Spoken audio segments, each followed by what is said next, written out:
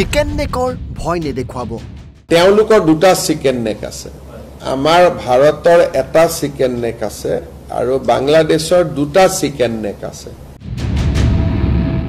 চীন আৰু পাকিস্তানৰ উচতনিত চিকেন নেক বা শিলিগুৰি কৰিডৰত আক্ৰমণৰ কথা কৈ থাকে বাংলাদেশে। উত্তৰ পূবক মূল ভূখণ্ডৰে পৃথক কৰা সপোন দেখে বাংলাদেশে। আনকি মহম্মদ ইউনুছেও নিজ মুখে এনেবোৰ কথা কৈছিল চীনত গৈ। আৰু আজি ভাৰতৰ হৈ বাংলাদেশক সকীয়াই দিলে মুখ্যমন্ত্ৰী হিমন্ত বিশ্ব শৰ্মাই। আমাৰ এটাহে চিকেন নেক আছে, বাংলাদেশত দুটা চিকেন নেক আছে। ইচ্ছা কৰিলে ভাৰতে যিকোনো কাম কৰি দেখুৱাব পাৰে। তেওঁলোকৰ দুটা চিকেন নেক আছে। আমাৰ ভাৰতৰ এটা চিকেন নেক আছে আৰু বাংলাদেশৰ দুটা চিকেন নেক আছে। গতিকে আমাৰ এটা চিকেন নেকক বাংলাদেশে হামলা দিলে আমিতো দুটা চিকেন নেকক হামলা দিম। আমাৰ যেটো চিকেন নেক আছে মেঘালয় দি চিটাগং পোৰ্টত, সেইটো চিকেন নেক আমাৰ চিকেন নেকতকৈ সৰু। ৰিং এটা দলিয়ালেই পাই যায়।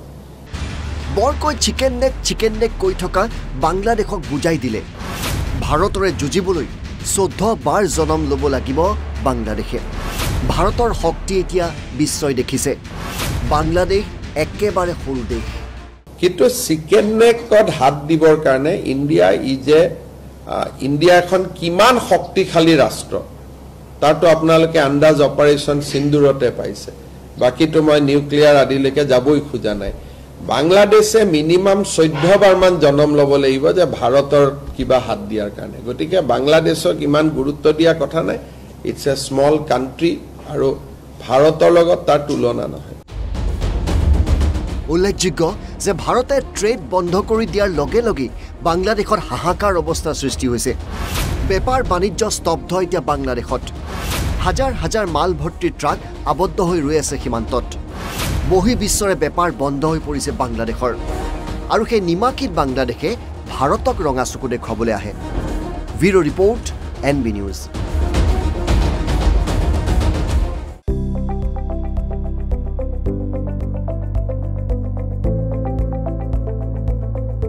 NB নিউজ, সহজ সৰল ভাষাত নৱভাৰতৰ কথা।